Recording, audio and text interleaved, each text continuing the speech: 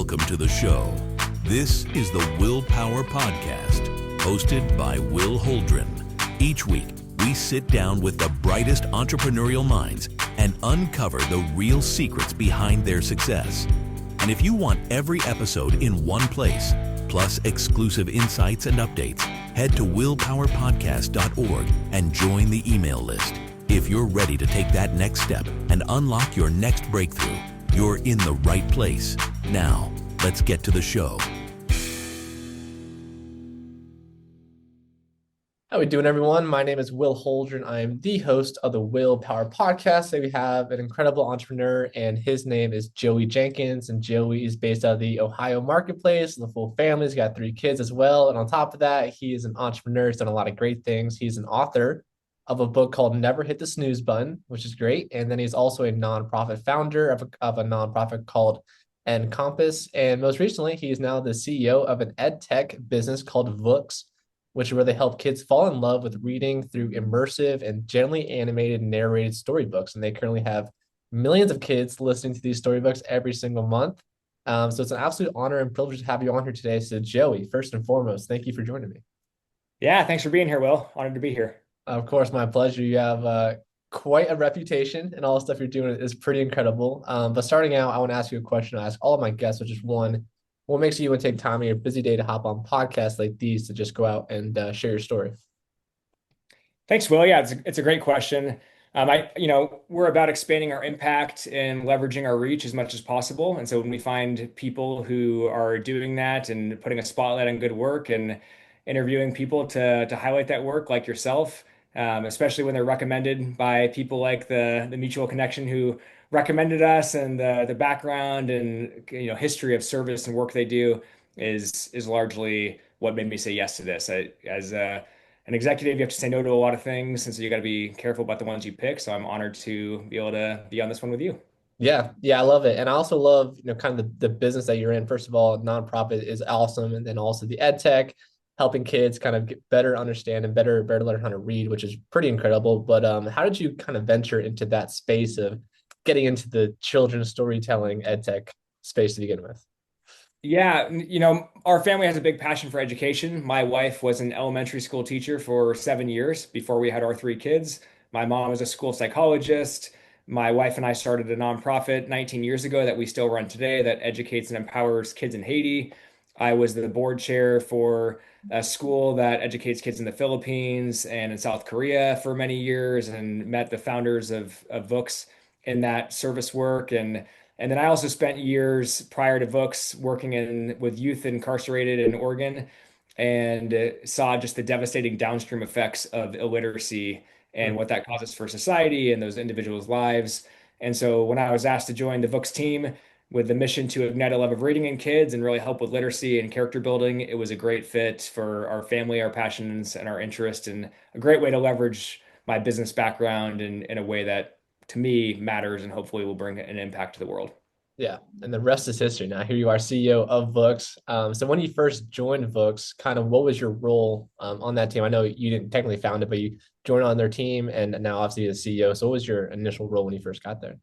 Yeah, so I was the second full-time person brought into the company and was hired initially to raise money for the company. I think they thought my nonprofit fundraising experience would transition to angel investors and venture capitalists and family offices.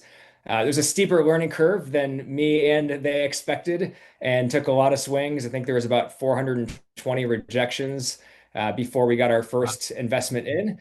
And then over the next 18 months after that, essentially raised our seed, Series A and Series B funding round. And those hit in the middle of the pandemic, which was a big boom for the ed tech industry and the need for distance learning. And so we had really significant growth, multiple years of hard challenges after that, and followed by some big strategic wins and partnerships. But yeah, so I went from raising money for the company, chief development officer, to chief strategy officer, to CFO, to CEO in the beginning of January 2022. Okay, very nice. And so yeah, going through over 400 rejections before getting your first yes is quite a few. I feel like a lot of people would have quit before then, but you persevered through that. So yeah, barely. But yeah, it's different than the nonprofit space. just from working in that industry for 19 years, running our nonprofit, and we worked with the homeless for 6 years, and then these kids Wow. in Haiti for many years. But you never raise no money.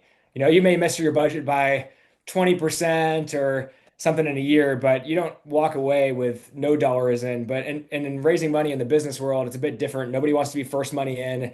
Yeah. Your money's at risk if that's the case. If you invest and then no one else ends up following on the investment, and so being 10 months in with that many rejections and having $0 raised, when working extremely hard and taking a lot of risk, putting ourselves out there, really hammering and refining and forging our strategy and approach was very hard to say the least. And Yeah. Yeah. definitely felt like we were about out of ammunition and had made it, every connection we possibly could take and every outreach we could. And then we just got connected to the right investor group and right family offices and some Yeah. very patient capital mission aligned investors that have been a huge bonus to the business. Yeah, and we got a lot of entrepreneurs listen to this podcast, and it's such a good skill set to have. You can learn how to structure funds and actually bring in capital, no matter what kind of phase you're in on that front, and just take some time at some point.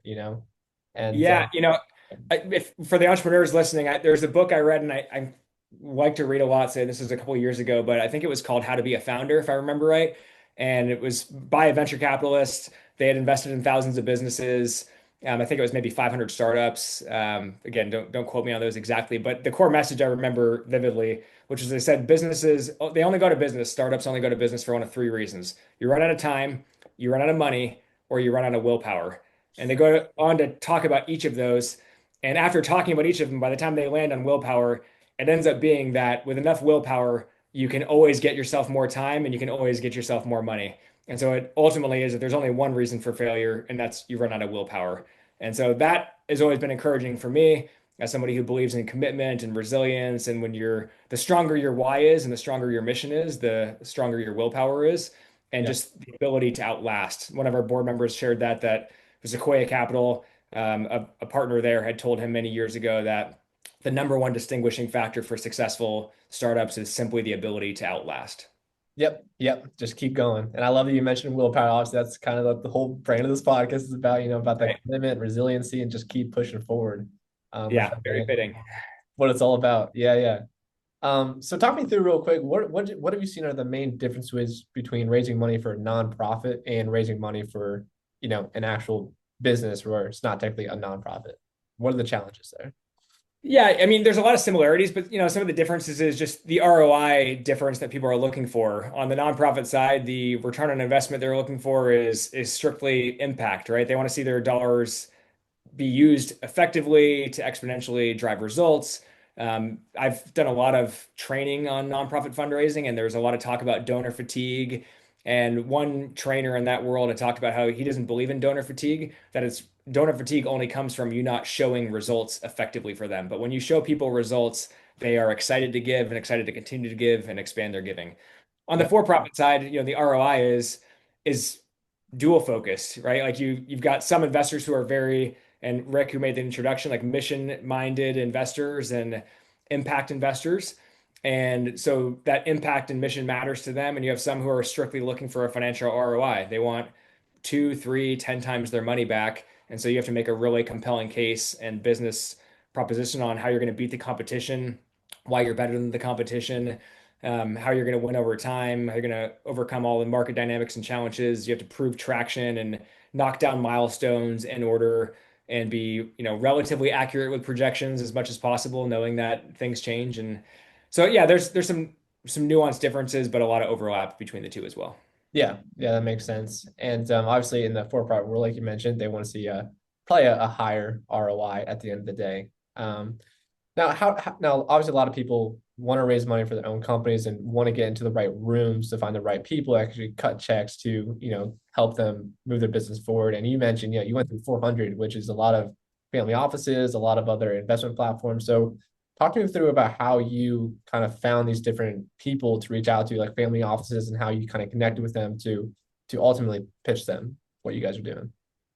Yeah, my first approach was a combination of warm leads and connections. So really kind of strategy mapping. Who do I know and who do I know who might know somebody else that I could present to and always ask at the end, who else do you know that I can talk to? That's a really key question to ask at the end of every pitch. Yeah. And and then just to try to follow that thread and have your main goal to be to get to somebody else to pitch, because that's partially what it also refines your strategy deeply, which is really important to actually closing the funding, is that you need to have a really tight strategy that you believe in that's going to work. And you get what I call investor whiplash a little bit. You'll present to one investor and they'll say, "This is great, but I wish you would have said less about this and said more about this." And then you rework your whole pitch deck and present to the next investor, and they say almost the exact opposite thing. And by the time you get this whiplash back and forth, we were on over 100 versions of our pitch deck by the time we closed our funding round. You start to have a lot more conviction and confidence of where they're right and where they're wrong, and the ability to speak to that on, here's why I'm telling you more about this and not speaking to this as much, and why it matters for our business. So that's important, and that's part of it. Cold outreach was part of it also. I just reached out to as many VCs and angel investors as I could. I read up and studied and tried to make a lot of that outreach as thoughtful and intentional as possible. Reading, if they have books that they've written, is always, a good thing to do, as much background research as possible so your outreach can be unique and differentiated. What ended up working at the end of the day, though, really for us, is one of the big lessons for me was learning that it matters significantly who gets you in the room and how they tee you up. And so when we went from 10 months, 420 rejections and no money in, to over the next 18 months, 3 funding rounds closed and significant funding in the door and significant growth, is that we connected to the right individual and group that brought us into the room with the right people, the right mission aligned people, the right stage and stage of capital investment stage, and they teed us up really, really well. And so the combination of all the forging, hammering, our articulation, our strategy that we had done on our side in that 10-month period, and then the combination of now this group opening the doors to the right people and presenting us the right way, led to closed deals at a level that we hadn't previously thought possible. Gotcha. Yeah. So it really does boil down to just who you know at the end of the day and who can get you in that room. Yeah. Yeah, that person for us, one of the biggest lessons he's taught me is that the world runs on the rails of relationship. And Mhm. I've seen it over and over again now. I've seen it with certain business to business B2B deals we've closed. It's in some cases it's been, a big CEO of a significant airline introduced us to one of their partners, and the partner said, like, we love this person so much, we're just excited to have your content because of this person, without even, necessarily reviewing the content as much detail. So a lot of it oftentimes is, yeah, who the credibility that they trust that other person so much that when that person recommends you, they trust you in exchange as well. It's a sealed deal pretty much at that point. Yeah. Yeah. Um, Yeah. Which is why your reputation, like doing things the right way all the way throughout, is really important, because for people to recommend you and to open those doors for you, you only do it when you trust the person and they're going to represent your reputation well and effectively. So my encouragement to people through their whole careers is to always be thoughtful of that. It's why my book, Never Hit the Snooze Button, it's not about getting up early. It's about commitment. It's about doing what you say you're going to do and keeping your word. And you do that first and foremost to yourself, and then you do it with other people. And when you do that for years and decades, then eventually that leads to relationships that will open the doors for you in the right time, that'll create meaningful results for you. yeah. Yep. Yeah. Just doing what you say you're going to do at the end of the day. Um, Yep. Now, let's say a lot of people out there can get in rooms and raise money, which is great, but a lot of them also feel just a sense of like nervousness, because what if something happens, you don't hit your projections, right? Now you raise all this capital from this person and you didn't follow through on your projections. Still, at the end of the day, I think it's ultimately important to just be honest with your investors, right? And just communicate clearly what's really going on in the company. And so I'm curious if you ever had any experiences like that, kind of with Vooks and your projections and capital raising, that kind of stuff. Yes, unfortunately and painfully so. Um, Very, very much so. And then I think you end up following on Jocko's advice in extreme ownership, is you just hit it head on. You're always candid and honest, to establish a really healthy trust with your investors and your board of directors. You need to always just be able to speak truth and speak candidly and not make excuses, not shy away from just being honest about, here's why we missed. A couple of years ago, we had a very specific single most important goal for the board. We stacked up dozens and dozens of wins through the year. But my very first slide in the board meeting in January was simply the goal with a big failed stamp on it. And I wasn't trying to sugarcoat it. I wasn't trying to say, like, highlight all these other wins. I was just trying to be candid and honest that this is the goal we said we were going after. This is what we thought we could accomplish, and we missed. Yeah. And I think the more you do that, the more trust you establish with them, with your team, individually. And so it's a combination of, confront Jim Collins, good to great, confront the brutal facts. Like as a great level 5 leader, you need to be willing to confront the brutal facts and be honest about that, not just with yourself, but with your team, your investors, and your board as well. Yeah. Well, it seems like you guys have obviously done that, really well, and you guys have done multiple rounds of funding. So I'm assuming probably have some repeat investors, and they obviously have that trust at that point where keep on growing and keep on building it at that point. Yeah, we do. We're very fortunate to have long-term, patient, mission-aligned capital. That's hard to find, and I Yeah. would encourage people when you are looking for investors, it is an interview both directions. Like these are people that you are signing up for years of partnership. There will be, even if you hit a lot of projections, you're going to miss some. There's going to be some missteps. There's going to be some things in your control that you're going to screw up on, and things out of your control that are going to create really hard dynamics. And that will create a pressure cooker that makes relationships tough. And so you really want to make sure that it is a dual interview, both directions, that these are the kinds of people that you want to be in the trenches in, trench warfare really for years. Because it usually, like most things in life, the best things in life are hard. It usually takes longer than you think and is harder than you think to get where you want to go. And Mhm. it's typically worth it in the end, but you got to be, confront the brutal facts, look at square in the eye and know, like, are these the kind of people that I want to spend years and years forging and battling with? Yeah, and I think that's a tough conversation for younger entrepreneurs to have because out of the gate, you just want to get capital, right? And so it's kind of like a Yeah. delicate line. It's like someone's willing to give you capital, but maybe your values and morals aren't really aligned. And then to your point, that could be a ticking time bomb, like 5 years down the road, and just the whole thing blows up because of that, right? So it really is, you got to be picky kind of on that front end and make sure you make that right decision. But Yeah, and that happens all the time, and that's why I'm a big believer in you surround yourself with as many advisors as you possibly can. I mean, I've had since my 7 years at Vooks, we've got an advisory board that I meet with consistently and get sharpened by. We've got our board that sharpens. I've had multiple coaches, like hired coaches in different key categories and areas. I've had multiple mentors that I've met with monthly and quarterly to help sharpen and refine. I've went and talked to specific experts who are further ahead in our business. I've got a CEO group that meets monthly to just hammer and sharpen ideas. So I try to get a lot of input in, and oftentimes they have helped me avoid really stupid mistakes that might have put us out of business. Sometimes it's even just simply as simple as my old CFO coach often would just say, "Don't say that to the board. That's going to come across wrong. Like, here's how it's going to come across. Here's why, from my experience.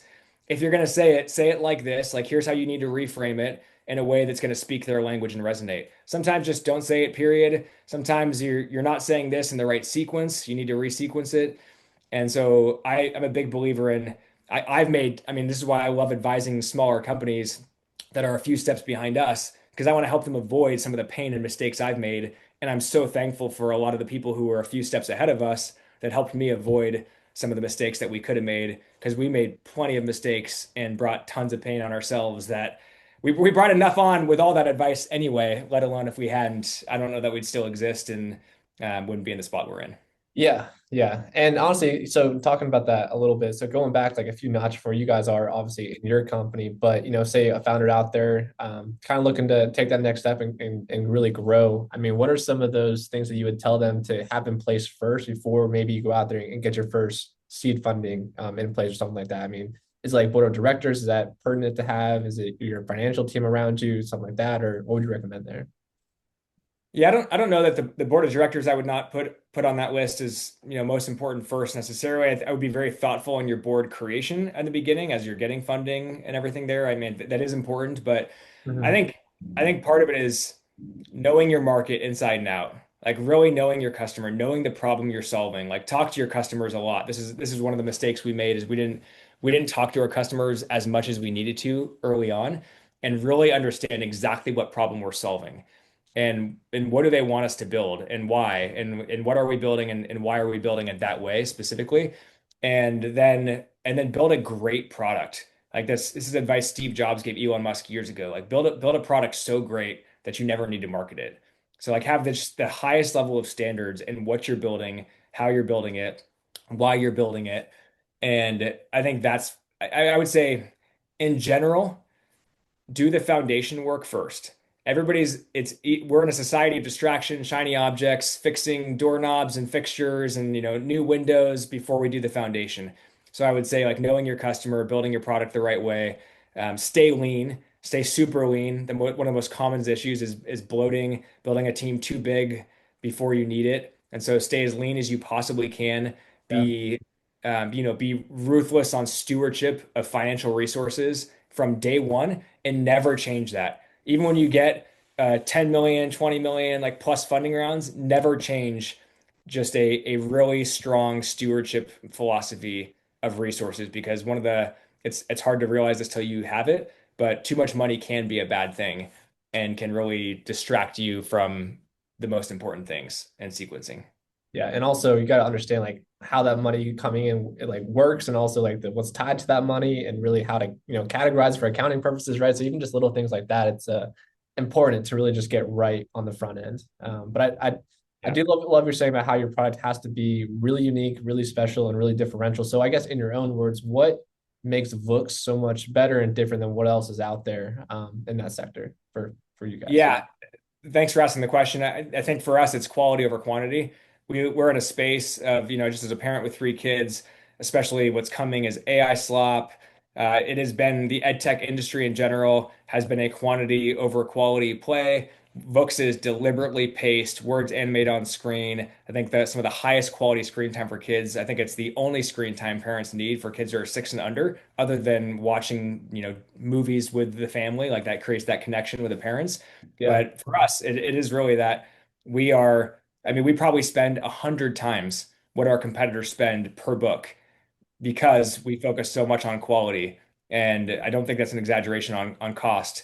And so, but we are a quality over quantity play. So there's other competitors that have thousands more titles and books than we have, but we really believe in providing the highest quality, handcrafted, artisanal content that is human led, human created, and that builds character, creativity, and confidence in kids. And so if you want, our product is connected to physical books that exist. Our product is slower paced. It's like the Goldilocks pacing, not too fast, not too slow compared to traditional screen time. Words animate on screen, so it builds vocabulary and enhances storytelling, reading comprehension. And I think it's the best product to get kids excited about reading. The mechanics of reading, there's a lot of other companies that are better at teaching the mechanics of reading. Vooks is about getting kids excited about reading, and the mechanics of reading flow out of the excitement and love of reading, and then love of learning in the first place. And that's the role we hope to play. Yeah, that's awesome. That's awesome. And how do you guys see kind of AI affecting what you guys are doing? Because obviously it's affecting the whole online world as we speak. So are you guys implementing AI, or how do you guys see that kind of changing what you guys are currently doing going forward? Yeah, overall, I mean, AI is extremely impressive in some ways and then really unimpressive in others. I would say the more I use it and use it a decent amount, the less impressed I get with it. I was very impressed in the beginning. I just read a book a couple weeks ago that was a pretty like AI slop book. You can tell that somebody essentially just wrote like half a chapter and then just asked AI to repeat the same structure over and over again. And it was one of the worst books that I've read in years. And so we're really thoughtful of using AI in a way that amplifies our team. The back end work we do to make us more effective, to Yeah. help pinpoint. Like I asked it a question recently of, if I had 1 hour a week to sharpen as a CEO over the next 20 years, what's the one thing I could do to sharpen myself the most effectively to become the sharpest CEO I can be 20 years from now? And it gave me a phenomenal structure for that. Like narrowing down to on the health side, I was an exercise science major before getting my MBA, and so was a fitness manager, spent years in the health and wellness area. You can ask these meta-analyses questions even after, years and years and thousands of hours of studying it. Ask like the single most effective thing for wellness between nutrition, exercise, sleep, and it will highlight and pinpoint for you the thing that then you can leverage and take action on. So I'm a big believer in there's a lot of value in cutting through the noise if you use it effectively. What Mhm. most people are going to do though is they're actually going to use it's going to go the opposite direction for them. It will create more noise for them.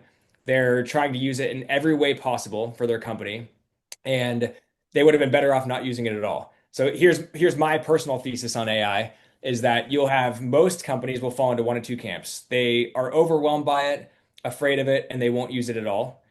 And that is the wrong choice ultimately. I think it's a better choice than what a lot of other companies will do, though, which is they're going to try to use it in literally every single way possible. And they probably have been, and it's been a huge, massive distraction for their team. New software is tons of research, flipping from one thing to the next thing because the space is moving so fast.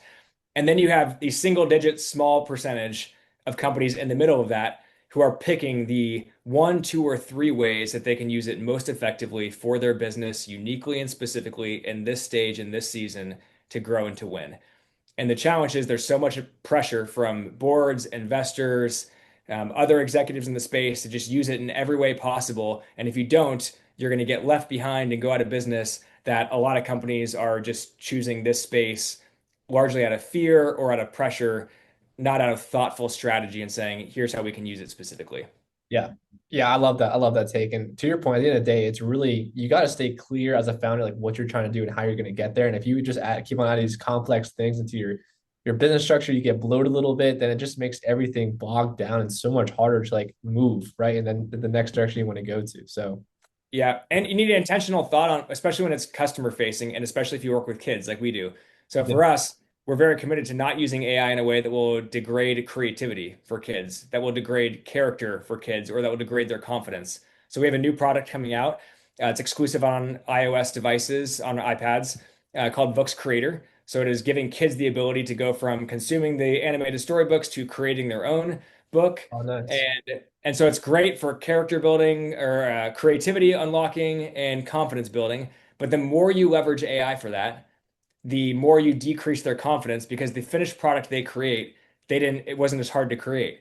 They Yeah. leverage the tools too much. And so, my daughter has created some really beautiful images for me that she used AI 99% to create. And that's not going in the shoebox, right? That's not like the saved thing because didn't empower her, didn't give her confidence. So we're as a company, we're very thoughtful on using it in ways that's not going to increase danger for kids. AI chatbots, there's a lot of issues that have come about from that, and a lot of our competitors in our space are leaning really hard on AI chatbots to interact with their kids. Mhm. And then, not leveraging it to make it too easy for them to create things that they don't actually feel empowered at the end of the day and proud of what they created. Yeah, yeah, it's a very good point. And one of my concerns too is that it really hinders your ability to critically think. If you just say, I don't know, and then next thing you just go to AI and type it in, and then they'll give you an answer, and then you're teaching your brain to just, kind of give up at that point, not critically think of Yeah. how to make it happen, how to find a solution. So I think everybody's mental math decreased when the calculator got put on smartphones. I yeah, know mine did. Like that yeah, was one of my naturally pretty good at mental math. And then I've noticed that it's gone down pretty significantly as soon as I can just pick up my phone yeah, and type in the equation. I'm finding oftentimes I'm like typing it in. I'm like, I know this. Why am I typing this into my phone? This is super easy. I can figure it out in 2 seconds in my head. right, We're right. trying to avoid doing that for kids on the creativity side. Yeah, just turns into a negative habit pretty quickly. Yeah, that's right. Um, as we're out of time, I just got a couple more questions for you. So obviously you've turned into an awesome CEO for Vooks. You guys are doing amazing things. To your point, if you could go back 10 years from now and just do something 30 minutes a day or an hour a day to become the best version of a CEO that you could be in the future, what would that thing be? It's a great question. I actually spent 2 hours wrestling this topic 2 weeks ago with one of our team members and just talked about it with our head of marketing this morning. Yeah. So my wrestling back and forth, and again from AI's recommendations, was between active retrieval. So that's one of the best ways to learn, which is like flashcard studying. And so I've got behind me here piles of flashcards, marketing, finance, book specific info, tech and product operations. And Okay. I've got a team member who tests me and does active recall multiple times a week on that. So that's one. But actually, that in my arguing 2 hour back and forth on this, it was actually the CEO thinking hour that came recommended from AI, which has been 20 minutes researching a specific topic, 20 minutes reflecting on that topic, and then 20 minutes synthesizing your thoughts or action ideas based on that topic. Hmm. And it's extremely effective. It takes a lot of energy, deep work. But now I'm doing an hour of that every morning. It's like my buy-in before doing other work, and I'm doing it the earn the right to grow first and foremost foundational for Vooks. So I did it on our strategy this morning. I did it on something with our head of marketing yesterday that I then spent an hour coaching her on this morning based on my hour reflection process on researching, reflecting, and then action planning. And Okay. so that would be my recommendation is do some process like that, but use both of those. Active retrieval, I try to do that 30 minutes a day towards the end of my day. and the CEO thinking hour at the beginning of my day to stay sharp. Okay. I like that. I've never heard that one before, but that's a good one. It's a good one.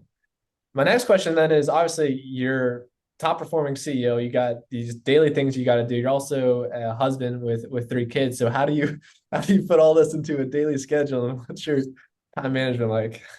I'm a big believer that systems beat intentions. And so when I have an intention on something, I put a system behind it. I've got a group, I've got a weekly planning process that I do every Friday for my work for the next week for work. I've got a weekly planning process every Saturday morning I do for my personal life for the following week.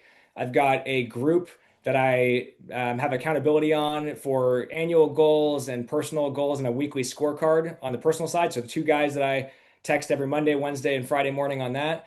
And then I've got one for work that I do as well, and I have a work scorecard specifically. So those then scorecards have things like working out and reading time that is meaningful and values aligned for me. Dates with my kids, weekly breakfasts with my kids, things I want to do with my wife. I try to protect time. I have a healthy distrust in myself that I'm just going to naturally flow into being the person I want to be. So I personally create structure, systems, and accountability to almost create a forcing function to require it to happen that way.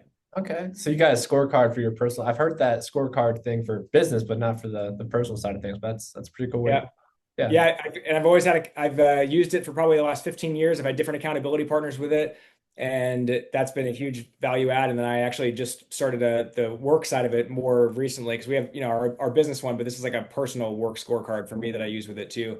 And I actually use one of our investors as the person who holds me accountable with that. So that creates extra leverage, right? Like you want to pick the people that you do that with is really important. If you have lower standards people that don't really care, I've used those people in the past, and it's still helpful at a level. But when you have people who you really want to make sure that you deliver on what you say you're going to do, that the personal group, I'd make on top of the scorecard at the end, there's a little checkbox that did I hit my commitment to Drew and Joe every week? And I'm 24 weeks in a row of hitting my commitment to them. So that gives me confidence that if I want something done off my list, all I have to do is tell Drew and Joe, I'm going to get that done this week. I'll tell them like 3 things. I'm going to do this, this, and this. And sometimes that's just something that I committed to my wife. Sometimes it's something I want to do with my kids. Sometimes it's like a book I want to finish. And I know as soon as I tell them, it's going to happen, because I've got a streak and the power of streaks and leverage. And Yeah. so, yeah, you mix willpower with systems, processes, and accountability. And I think those entrepreneurs out there can be a force for good for the world that the world obviously needs. No shortage of challenges and issues. Yeah, sky's the limit. You just got to keep stacking wins. That's really it. Yeah. My last question then is, obviously you guys are doing a lot of great things at Vooks. You guys got a bright future ahead of you. So for the parents out there that are listening, got a young kid and maybe want to get involved or reach out to you guys, what's the best way for them to go about and do that? Yeah, Vooks.com. They get a 7-day free trial that way. They can always email me at joey@vooks.com if they have any specific questions or want help navigating anything. But we would love to have them check it out. Love to hear their feedback. We're always trying to make our product better. We have, our values, our purpose, focus, and excellence. So we're always trying to make the product better for our customers with obsessive focus. And we'll love to hear from them and hear how we can serve them better. Awesome. All right, guys, there you have it. Joey Jenkins, thank you so much for joining me today. Thanks, Will. If you enjoyed today's episode, make sure to follow the show so you never miss a new release. And if you want all episodes in one place, plus exclusive insights and updates, head over to willpowerpodcast.org and join the email list.